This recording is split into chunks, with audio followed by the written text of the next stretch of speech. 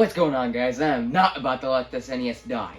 I've had to go to 2 funerals in one today, and it was way too depressing. I'm not losing my NES. I've had so many great memories of it. Plugging it in, turning it on, contemplating life of it, and that old Vizio TV was something I've had in my life since 2 minutes ago. It's so sad to see these two go. Wait. Maybe I can't save the Vizio TV, but there might still be a chance I can save this NES. But how? I got it.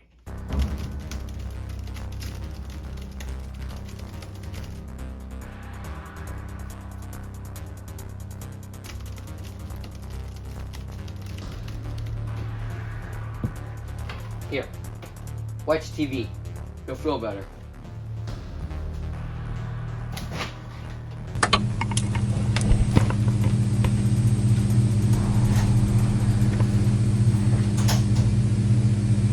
What's going on, guys? I won't be staying for long. I gotta go to my uncle's funeral again. I can't believe he was able to die 6 times. But here we are.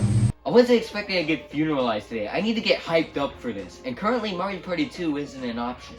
I have an idea. What better way to get hyped up for a funeral than to get completely and utterly f***ing depressed beforehand? Get ready, guys. You're gonna have to be raising these 2 signs up a lot today as we cover those that have died. I hope I change the channel on the TV before leaving.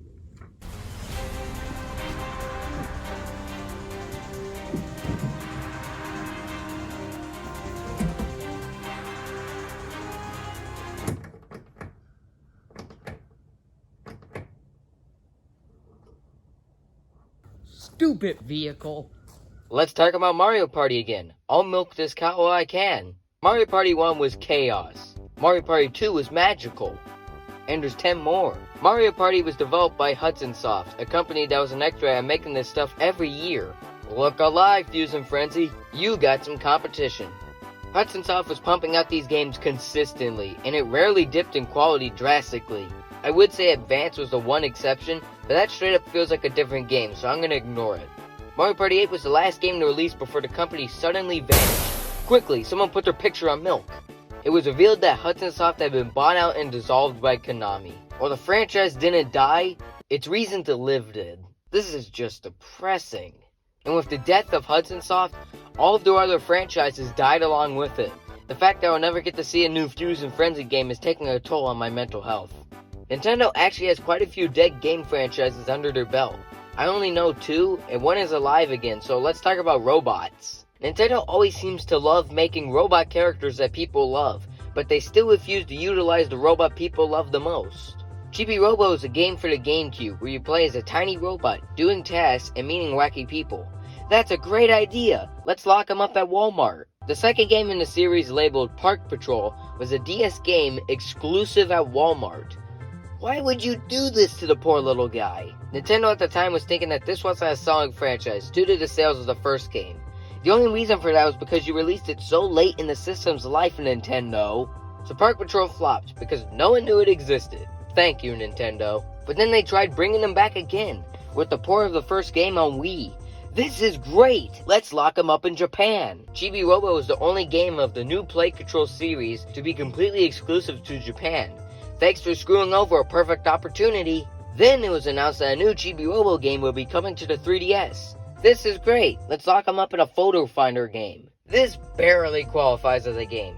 It's still charming and fun, but thanks for killing my mood, Nintendo. Then it was announced that a new Chibi Robo game will be coming to the 3DS for real this time. This is great. Let's lock them up in a god-awful 2D platformer and proceed to hold them hostage there. Nintendo got sick of people asking for Chibi Robo games and then wondering why they don't sell well. Their solution? Make everyone suffer. Had Nintendo actually released games for the franchise and stopped locking them up behind things, this franchise would have been a success. But instead, Nintendo never realized that that was the problem. Instead, changed the game to a stereotypical 2D platformer. A very garbage one at that. And proceeded to tell fans that they'd have to accept it or let the little robot die. So the robot died, thanks Nintendo. Alright, just a few more miles and you'll be there. I appreciate you taking the time to help me, but I need to know where I'm going. You'll find out soon enough. Does this have something to do with magic? What makes you say that? When I first met you 3 months ago online, you told me you were an expert in magic. It's kind of obvious. Fine. I guess you should know. To revive your friend, we need to revive another. Wait, you mean the TV? Exactly. But why didn't we just go over to his grave then? We are. It will all make sense once you're here. Alright, I'm on my way. Don't take long. I'll meet up with you there. But this was a game franchise murdered by the company. What about a game that was murdered by the company's overlord? Fable was a decently successful franchise, exclusive to Xbox, made by Lionhead Studios. Random tidbit, I think that this was supposed to be the standard logo intro, but only one game had it because Lionhead only made a few games. That's kind of funny. The first Fable game was released in 2004, and I loved it. It was fairly open world and expansive at the time, and it still got shown up by Morrowind, and the gameplay was very fun. The game also attempted DLC in the form of a new version of the game release called Fable The Lost Chapters. This was very ambitious, considering that DLC was very foreign to people back in the early 2000s, and I think the devs accomplished this very well. The second game was released in 2008 and introduced my favorite thing, Doggo. The dog can have a custom name, collar, he can learn tricks, he can do this. I love it. The story was a great step further from Fable 1, with this one introducing guns. And you can kick chickens and people would laugh instead of hunting you down. And co-op play was so much fun the one time I played it a millennium ago. And there was so much more to do than ever before. All of these factors about the game are great, although that doesn't mean that the game was perfect. For starters, there were a few collectibles that were tedious to get. The goblin heads took a while to find, and by the time you got them all, the powerful weapon that you get for doing this is worthless to me. The hero dolls. Oh god. Forget what I said about the goblin heads. These are the bane of any Fable player's existence. So much so that I won't go into any more context and we'll just move on. There were a bunch of ways to break the economy in this game. You can start a family, but they'll divorce you if you're on quest for too long. Oof. And the ending is pretty mediocre. Also, minor nitpick, the bad ending is just a bunch of money. Two things. One, I already broke the economy. I don't need money. Two, why doesn't this have something to do with resurrecting people like the other two endings do? It kind of feels out of place. Like, here's your options. Revive the innocent, revive your family, or be rich, you bitch. Your choice. 2 years later, we got the third entry in the franchise. And I honestly don't know my exact opinion of it. It's one of those games I have fond memories of, but I can't get myself to play again. The game revolves around the child of the protagonist from the second game, who apparently became king randomly after Fable II. How on earth did he rule? The protagonist in 2 is a mute. The game starts you off by telling you about how the harsh reality in the world of Albion works. And I love how they use a chicken escape in death to describe it. That was a really nice touch. And then we realized two things. One, we can talk now. And two, Doggo even cuter now. This game is looking great so far. What was the problem? That's the thing. It's hard to explain what the problem is. Something about it just makes me not want to play it. There are some things that can be noticed and said outright, like how this game uses way too much of the color gold.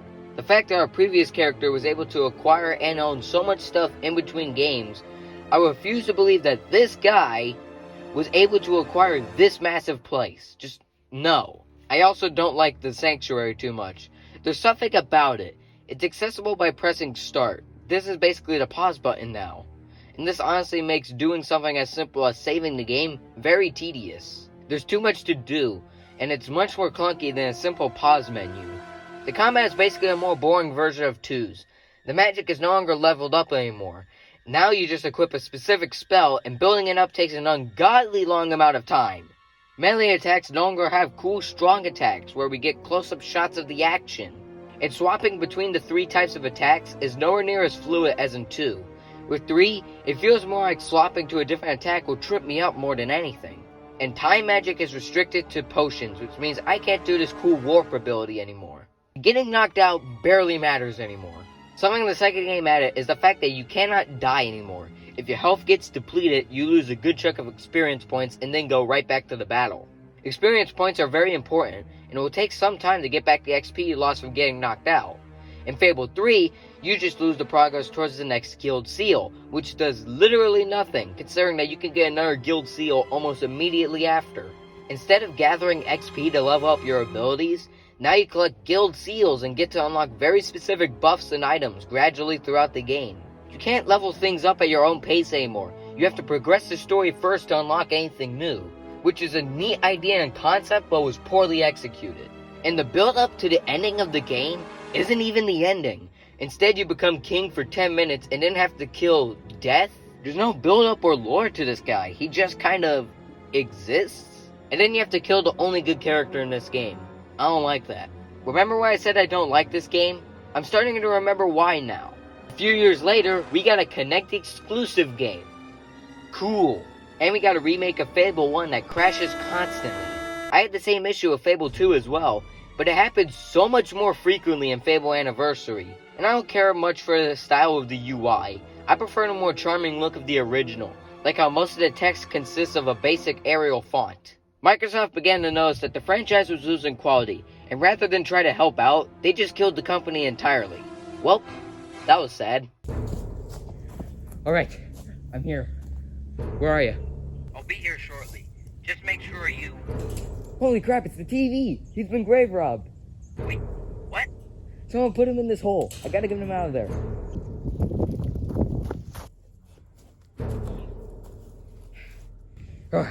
Alright. This ends here. Other me, what are you doing? You don't remember? When you triggered an explosion? When you took out my house in the process? You weren't the only one to lose something. And now it's time you pay.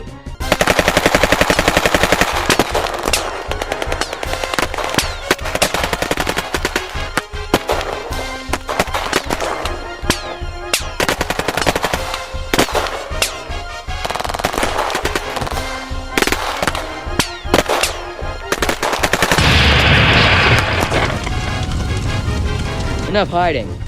Time to rest in peace.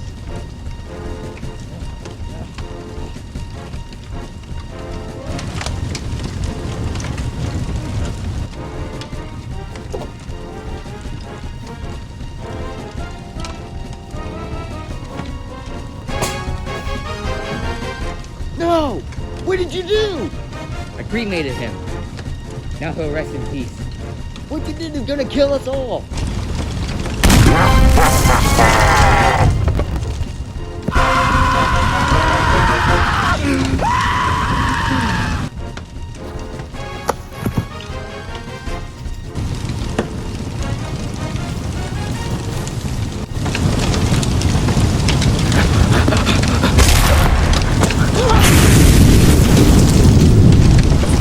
All these deaths have gotten me really hyped up for this funeral, and after all that, I just gotta say, don't die, you bitch!